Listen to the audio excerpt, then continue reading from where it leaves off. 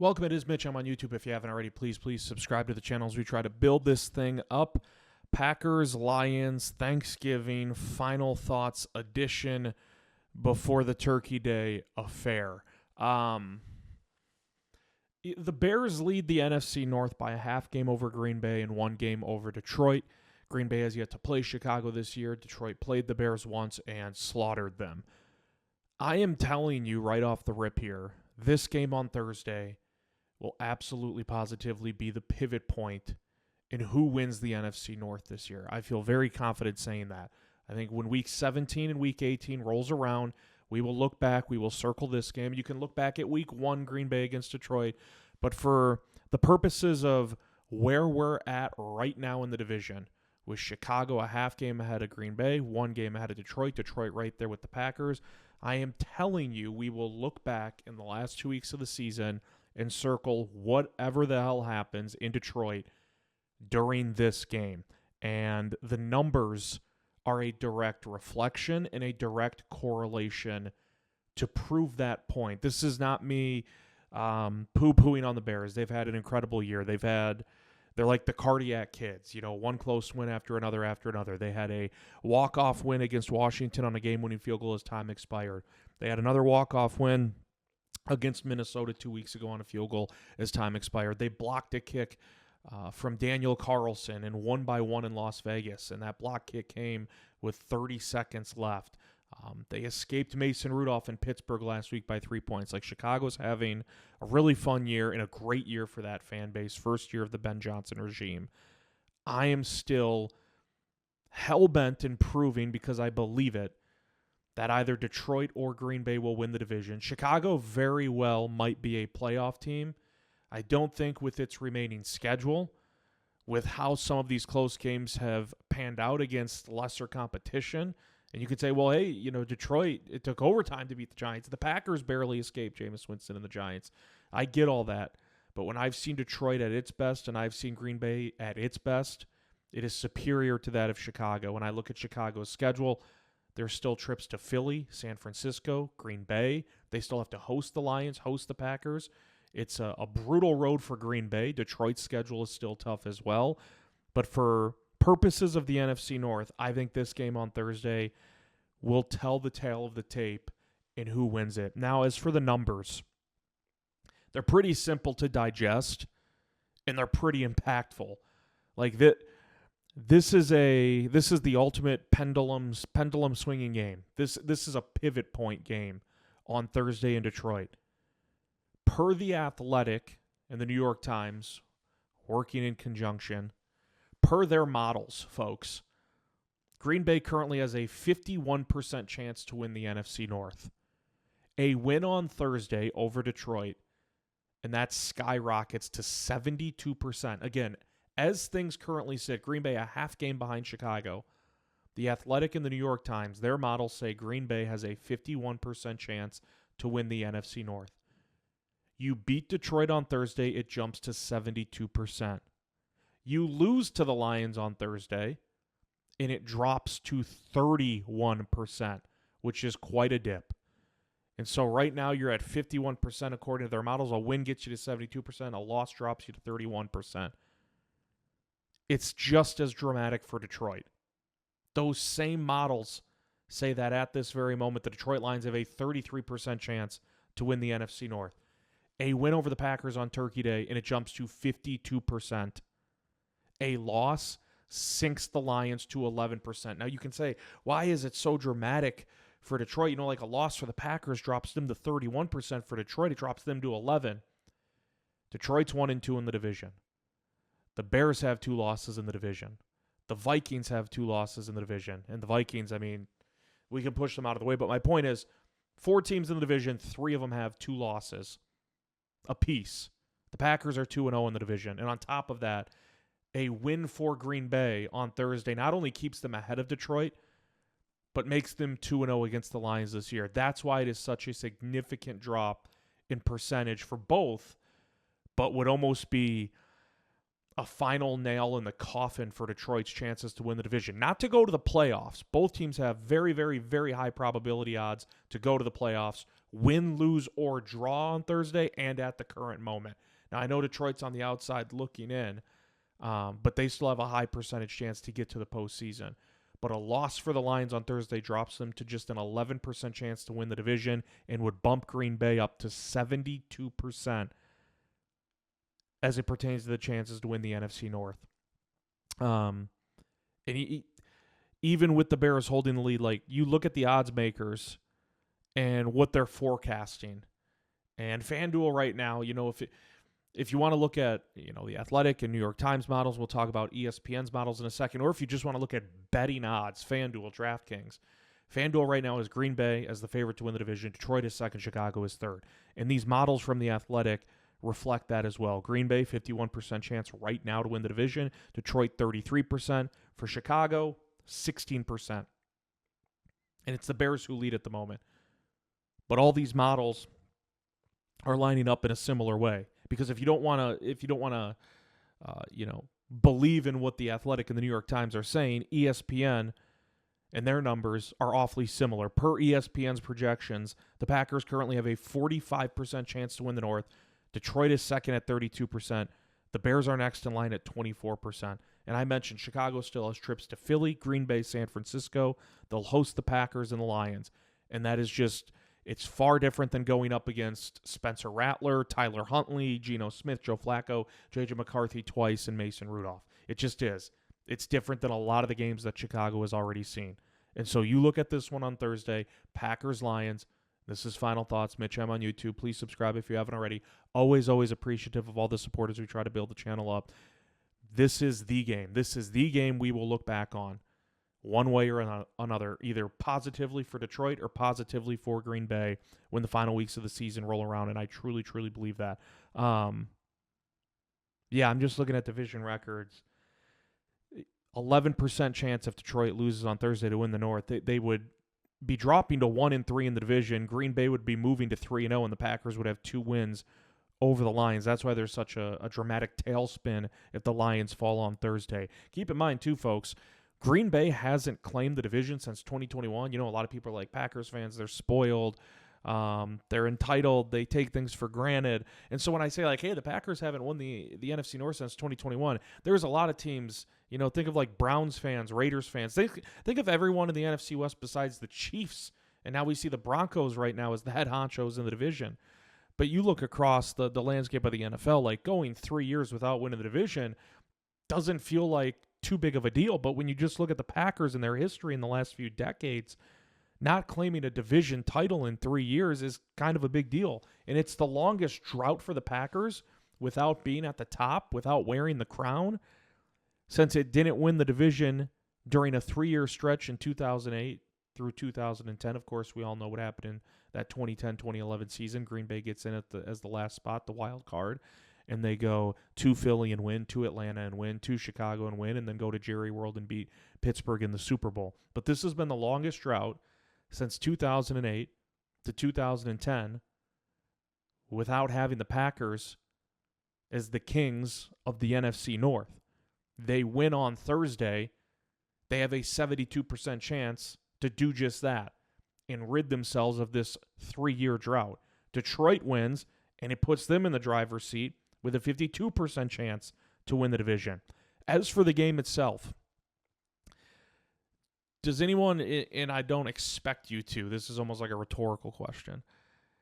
I'm wondering if anyone remembers at all what I said before Week 1 in the Final Thoughts video, what I said before Week 1 in the NFC North preview video, before Green Bay and Detroit took to the field at Lambeau. I had said repeatedly, Green Bay's getting Detroit at a perfect time. A lot of the pieces are back in terms of the roster. Dan Campbell, who's an incredible head coach. I love Dan Campbell. Master motivator. Players love rallying around and for Dan Campbell. And the proof is in the pudding. Look at the Detroit Lions the last few years. But with Ben Johnson gone, Morton in, with Aaron Glenn gone, and a new DC coming in, even though the roster was still heavily intact from last year going into this year, not everything's going to be the same when you have a new offensive coordinator and a new defensive coordinator coming in. And with that being the case, I thought there'd be a little bit of growing pains, a little bit of an adjustment period for the Lions, and that the Packers were getting Detroit at a perfect time. Green Bay goes out, they win that game 27-13. The defense for Jeff Hafley, I mean, it's been an incredible group all season long. Looked really damn good in week 1, but I was telling you that offense with Morton's not going to look the same in week 1 as it does the rest of the year. That defense with Shepard for Detroit is not going to look the same in week 1 as it does the rest of the year. My point was I believe the Lions are still the Lions, but that the Packers were just getting them at a great time. Week 1 with a new DC and Shepard, a new OC and Morton, and a feeling out process for the Lions. How's this going to look? What's going to differ going from Ben Johnson to Shepard, even with a lot of the same pieces in the core intact on offense? What's the defense going to look like going from Glenn to Shepard, even though Shepard was there in Detroit, working under Glenn? What's that going to look like? Because it's not all going to be the same. And my premise was I thought the Packers were getting the Lions at a great time, but Detroit would be just fine. And again, I know Detroit. I got to double check that. I'm pretty sure Detroit is on the outside looking in right now because San Francisco won on Monday night.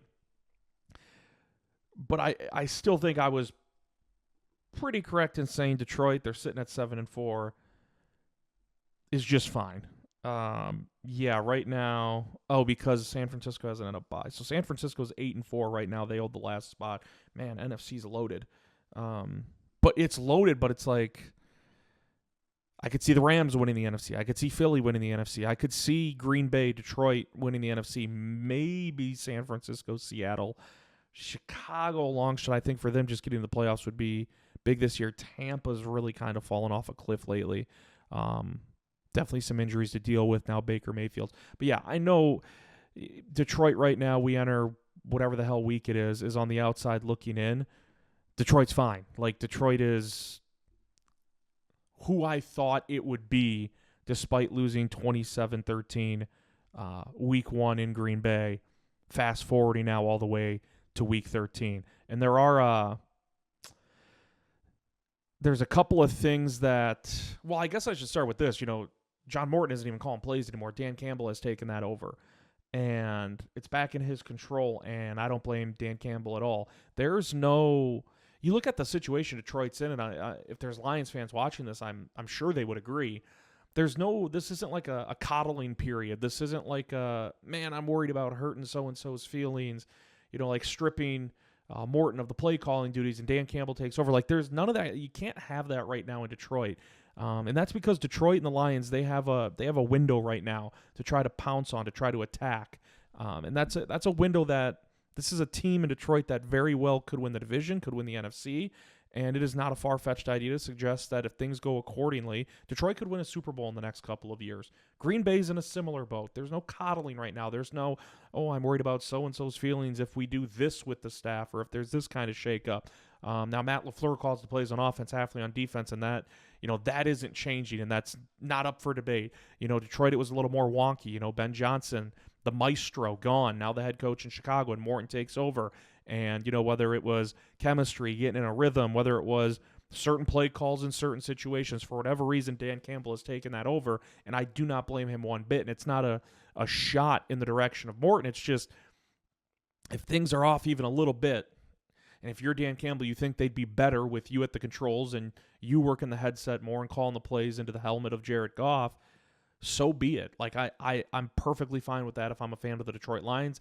And if I'm in that building working for Detroit, I'm perfectly fine with it. Because this is, again, there's a window right now to try to capitalize on for teams like Detroit and Green Bay. And those windows, they don't exist forever. Now, they don't come and go swiftly sometimes, and I don't think this year in particular is a make it or break it year for the Detroit Lions, but it's also a year where there is a chance to make a run. There is a chance to do some damage. And with that being the case, you can't just punt on a year. You can't say, we just brought in Morton as the OC. It's his first year. Like, let's just play this thing out and see how it goes. If you see that the writing is on the wall, take initiative, and that's what Dan Campbell did, and I'm perfectly fine with that.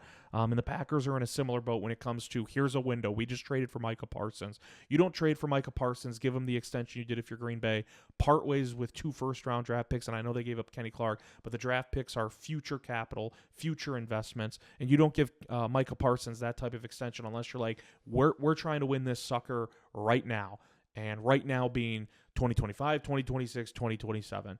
And so Dan Campbell taking over play calling duties. Week 1, it was Morton. This time around, it'll be Dan Campbell. Things certainly look a little different when that is the case. I don't blame Dan Campbell for doing that whatsoever. Like not at all. I don't know how Lions fans feel about that. And I guess if the discussion is, should Dan Campbell be the full-time play caller moving forward into the future, like after this year, I think out of the in-house options, he took the reins this time around. And that's probably a discussion that needs to be had in the offseason. But for what Detroit needs now, like what they're looking for now, why not? Why not have it be Dan Campbell? There's a couple of things in this matchup that, based off what we saw in Week 1, are just not going to be replicated. And it comes one on Detroit's offense, one on Green Bay's offense. Jahmyr Gibbs had 9 carries in Week 1, tied for his fewest amount of carries in a game this season. It's not going to happen again. It just absolutely is not going to happen on Thursday afternoon. Most recently, this past Sunday, Gibbs had 15 totes, 219 yards, 2 touchdowns against the Giants. 3 weeks ago against Washington, he had 15 for 142 and 2 touchdowns. 2 weeks before that, 17 for 136, 2 touchdowns against Tampa Bay. He is not going to have 9 carries. Green Bay's defense did an incredible job of just swallowing up and spitting back out the Detroit Lions run game in Week 1. I'll have to pull up the stats, but Green Bay's run defense, which has looked really good in some facets, and then Rico Dowdle has a big game, and there's been other moments. I thought Minnesota ran it pretty well against Green Bay on Sunday, in a game where Green Bay knew they were going to come out and just run, and try to limit possessions, control the clock.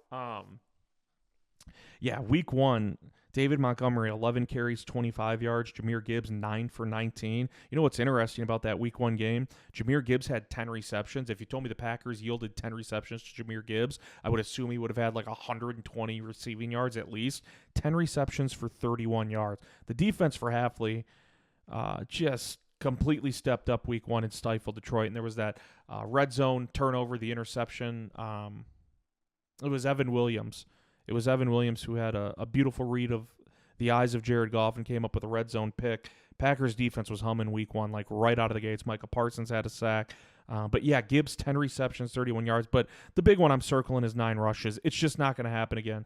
He is lightning in a bottle. He is a constant home run threat. The Giants saw that all too well. It took, 1 touch in overtime, snap of a finger. He's in the end zone, and now all the pressure is back on the New York Giants to go down the field and score, which, of course, they didn't, and the Lions got to stop and held off the Giants in overtime. Jahmyr Gibbs is the real deal. He's electric. He's so fun to watch. He will certainly have more than 9 carries, like absolutely positively will have more than 9 carries in this game on Thursday. That's one thing from Week 1 that is going to, I would say not slightly, that is going to heavily differ.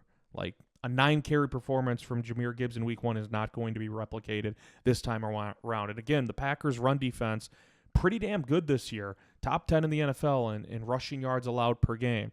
The problem is they've given up some big ones. Rico Dowdle. I'm missing another one recently. But, like, the Vikings ran it well. And there was a drive where the Vikings, I'll try to pull it up. There was a drive on Sunday where the Vikings ran it like 6 or 7 straight times. And I think the lowest rush was 4 yards. Who am I missing? I know I'm missing someone. It wasn't the Giants. Oh, it was the Giants game. Was it Tyrone Tracy or Singletary? One of them, forgive my ignorance. Yeah, Tyrone Tracy had 19 for 88 against the Packers just 2 weeks ago, and Devin Singletary had 16 for 44 and 2 touchdowns. Tyrone Tracy, 4.6 yards per pop. Rico Dowdle a couple weeks before that, a ton of success against Green Bay on the ground. He had 25 carries, 2 touchdowns, and turned it into 130 yards on the ground. But then you look at the Packers, and they bottle up Saquon Barkley. They bottle up Washington's run game in Week 2. They bottle up Jahmyr Gibbs and David Montgomery Week 1. It's kind of just been – when it's been good for Green Bay, it's been really, really good. When it's been bad, it hasn't been like outright awful, but it's like, yeah, the run defense looks a little leaky. And you're going up against Jahmyr Gibbs and David Montgomery, which is a legit two-headed monster. Yeah, I would expect, Dan Campbell, we know when he's calling plays, oftentimes he likes to ride with the hot hand. Like, that's one thing he's been known for as a play caller. And you look at Detroit's offense, and the two easy guys to circle are Amon-Ra St. Brown and Jahmyr Gibbs. You have to focus in on Gibbs as much in this one as you did in week one if you're Jeff Hafley in the Packers defense. And even if you focus in and you lay out the blueprint and, priority number one is limiting Jahmyr Gibbs, it doesn't mean it's going to happen because he is. He's that good of a football player, but he has to be a priority. The second thing that's not going to be replicated from week one to this matchup, Jordan Love went 16 for 22 for 188 yards and 2 touchdowns in week one. The part that's not going to be replicated, I would be stunned if Jordan Love had 22 or fewer pass attempts. I think this is a game where you're sitting around potentially 28 to 32. Doesn't mean you're playing from behind. It doesn't mean it's a shootout. I just think last week, and Matt LaFleur mentioned it in his post-game press conference, followed up, mentioned it again on Monday. Green Bay's defense was playing so damn well against Minnesota. The Packers knew if we don't beat ourselves, if we don't shoot ourselves in the foot repeatedly, like they have done in other games, Dallas, Cleveland, Carolina, pre-snap penalties, turnovers at inopportune times, things of those nature. If Green Bay didn't do that against Minnesota, they knew they had it in the bag. Once that lead ballooned to 17-6, which isn't a big lead, early midway through a third quarter of a game. But with how inept the Vikings offense was, it felt like a 21-point lead or a 24-point lead for Green Bay. And so the Packers went to the ground game repeatedly with Emmanuel Wilson. I believe it was his most carries, most rushing yards in a game in his NFL career, and he had 2 rushing touchdowns. Jordan Love didn't have to do much. He was asked to do more week one against Detroit, but similar to that game, but not completely congruent because the Lions offense actually had a pulse at times week one. The Packers were kind of in a stage in that game where it was like, man, the defense is so dominant. If we just stick to the status quo and don't beat ourselves, feels like we're going to be all right here. I expect Detroit to come out, throw some jabs, throw some hooks. Packers are going to have to respond. I just, even with the left shoulder bothering him, would be stunned if Jordan Love has 22 or fewer pass attempts this time around against Detroit like he had week one. This is not going to be a similar game plan to what we saw the Packers do this past Sunday against the Vikings. It's a far different beast in Detroit with the Lions. And there have been some worrisome games and sequences and drives and moments for the Detroit secondary this year. And a lot of that I get is injury-based. Like they've been having guys in and out of the lineup, Kirby Joseph, Brian Branch, even at the corner position too. It's not just at safety. There's been some hiccups in that secondary for Detroit that can be exploited. And, I mean, my goodness, I think he only had a 50% completion percentage, but there were times where Jameis Winston looked like the next coming in that game on Sunday. And I know the Giants emptied out the bag of tricks, and most of those trick plays worked. Jameis Winston had a receiving touchdown as well. But Jameis Winston, for a lot of that game, was in complete control and looked really, really damn good. And quite frankly, if the Giants didn't, pee it down their leg, they probably should have won that game. Like, if you ask Detroit fans, I wouldn't say they were lucky to win, but the Giants kind of coughed that one up like they've done so many other times this year. I think that was the 4th game this year. The Giants had a double-digit lead on the road and ended up losing the game. I would just expect with that secondary, it's not a bad secondary by any stretch of the imagination, Detroit, but with a secondary that is susceptible to giving up some big plays, some critical drives, Jordan Love's going to have to throw it more than 22 times like he did in week one. Keys in this game as we'll finish up. I think there's a couple when you just look at the numbers. By the way, Mitch, I'm on YouTube. Please click subscribe. Always appreciate it as we build up the channel. Packers are first in the NFL in third down conversion rate and second in the giveaway department, not takeaway, but they have the second fewest giveaways this year. So they're first in third down conversion rate, second in the fewest giveaways, which are both tremendous. Can they do that Thursday? Can Green Bay keep drives alive, keep the sticks moving, and can they put up a goose egg? Can they have 0 turnovers yet again? I think if you have even 1 or 2 against this Lions team and an opportunistic offense that's going to want to get that sour taste out of its mouth after what it looked like week one at Lambeau, You put up 0 turnovers. You move the sticks consistently. Keep that offense on the sidelines for Detroit. Green Bay's going to have a really, really, really good chance to win this game. I think those are when we do our instant reaction after the game on Thursday, we're going to say, hey, Green Bay won or lost this game. Here's why. Let's look at turnovers, not force, but did they cough it up at all? Did Jordan Love throw any interceptions? And how'd they look on third down? From Detroit's perspective, the Lions' defense is 25th in red zone efficiency, but the offense is 7th in that same category. Can the Lions dictate how things play out in the red zone on both sides? Because the defense hasn't been great when it comes to the red zone. The offense has been really efficient, at times a well-oiled machine for Dan Campbell in Detroit. I think if Detroit can control the red zone, both sides bodes well for their chances. Let me know what you guys and gals think. I'm always appreciative of all the support. It is Mitch. I'm on YouTube. Please click the subscribe button if you haven't already. We'll see you next time.